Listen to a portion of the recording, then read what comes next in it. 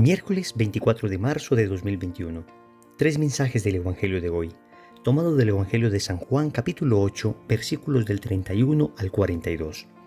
En aquel tiempo, dijo Jesús a los judíos que habían creído en él: Si permanecéis en mi palabra, seréis de verdad discípulos míos. Conoceréis la verdad, y la verdad os hará libres. Le replicaron: Somos linaje de Abraham, y nunca hemos sido esclavos de nadie. ¿Cómo dices tú, seréis libres? Jesús les contestó: en verdad os digo, todo el que comete pecado es esclavo. El esclavo no se queda en la casa para siempre, el Hijo se queda para siempre.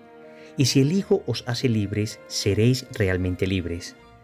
Ya sé que sois linaje de Abraham, sin embargo, tratáis de matarme, porque mi palabra no cala en vosotros. Yo hablo de lo que he visto junto a mi Padre, pero vosotros hacéis lo que le habéis oído a vuestro padre. Ellos replicaron: Nuestro padre es Abraham. Jesús les dijo: Si fuerais hijos de Abraham, haríais lo que hizo Abraham. Sin embargo, tratáis de matarme a mí, que os he hablado de la verdad que le escuché a Dios, y eso no lo hizo Abraham. Vosotros hacéis lo que hace vuestro padre. Le replicaron: Nosotros no somos hijos de prostitución, tenemos un solo Padre, Dios. Jesús les contestó: Si Dios fuera vuestro Padre, me amaríais, porque yo salí de Dios y he venido. Pues no he venido por mi cuenta, sino que Él me envió. Palabra del Señor, gloria a ti, Señor Jesús. El Evangelio nos presenta la doble filiación que se puede tener.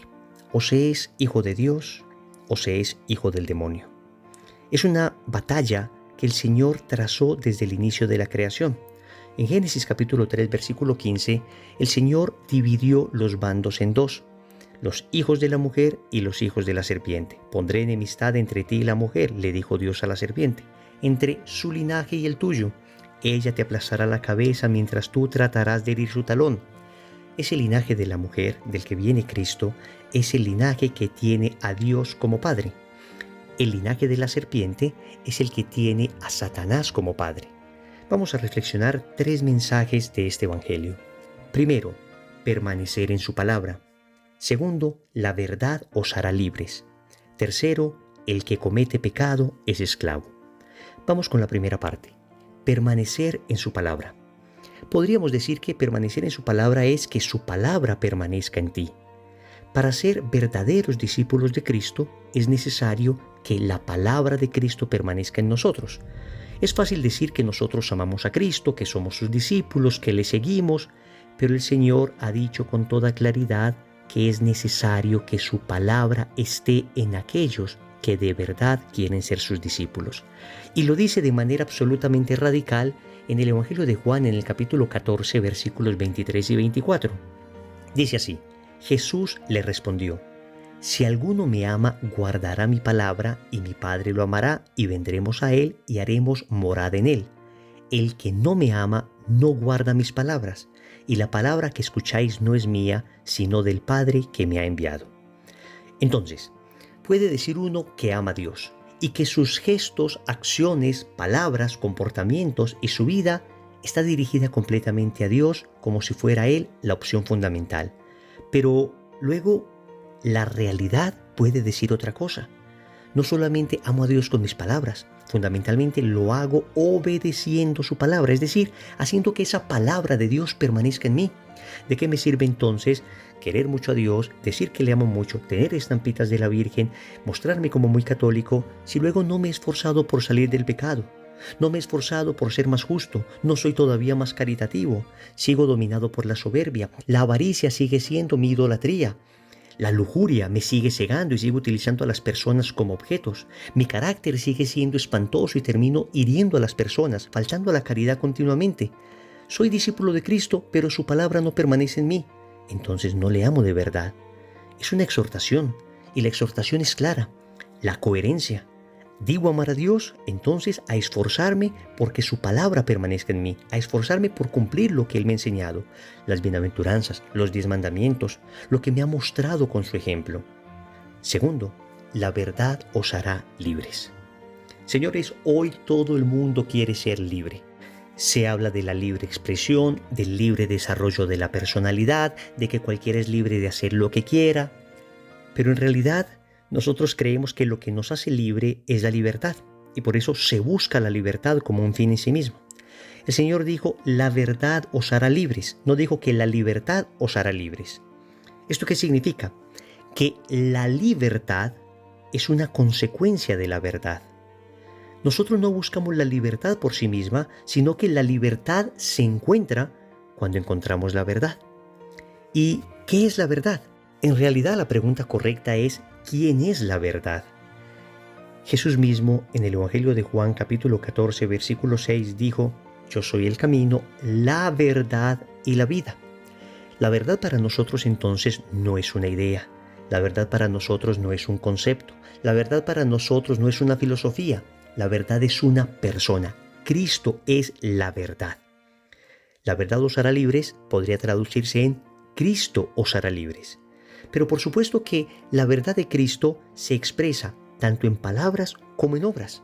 La verdad de Cristo se contiene en lo que Él dijo y en lo que Él hizo. Entonces hay una doctrina que Cristo nos enseñó y hay una moral que Cristo nos enseñó. La doctrina, lo que Él dijo. La moral, lo que Él hizo.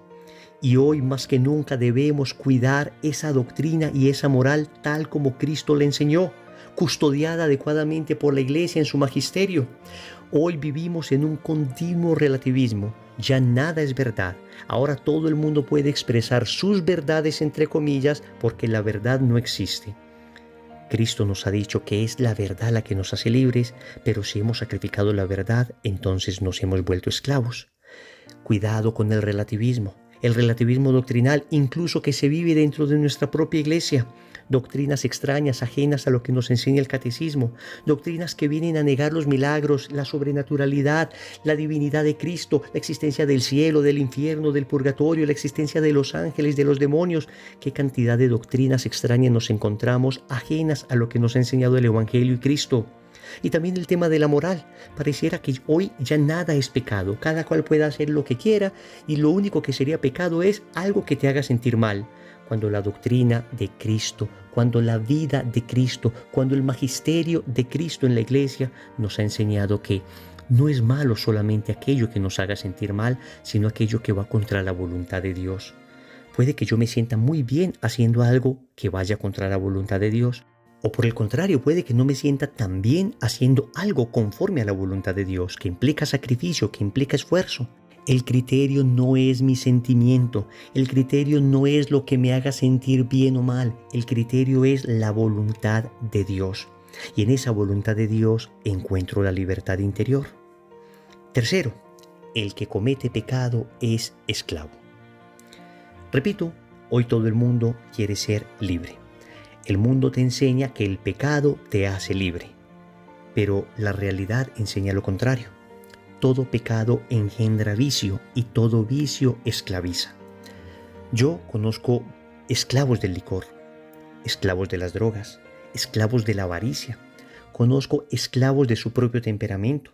Conozco esclavos del sexo desenfrenado, esclavos de la pornografía. Conozco esclavos del pecado, pero yo no conozco esclavos de la virtud. Es decir, nadie me ha dicho, no soy capaz de dejar de ser bueno. No soy capaz de dejar de ser bondadoso, no soy capaz de dejar de ser honesto, no soy capaz de dejar de ser humilde. Las virtudes en cualquier momento se pueden dejar. Yo tomo la decisión de no seguir siendo bueno y nadie me obliga a mí a seguir siendo bueno, porque todo lo de Dios es libre. En cambio, sí conozco personas que me han dicho, he intentado 1 y 1000 veces dejar este pecado y no he sido capaz. He intentado dejar la droga y no he sido capaz. He intentado dejar este adulterio y no he sido capaz. He intentado dejar la fornicación, la pornografía y no he sido capaz. He intentado dejar la avaricia y no he sido capaz. Porque el pecado esclaviza y por eso necesitamos a un Redentor, alguien que nos libere. Ese alguien es Cristo. Cristo te hace libre y te da las virtudes y te da los dones para que puedas ser definitivamente libre. El que comete pecado es esclavo, pero el que está con Cristo, ese en verdad es libre. Recordemos entonces, primero, permanecer en su palabra.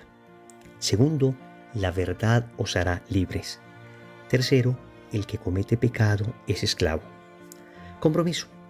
ya acercándonos a la Semana Santa, les invito a que busquemos la confesión para que seamos liberados de la esclavitud del pecado.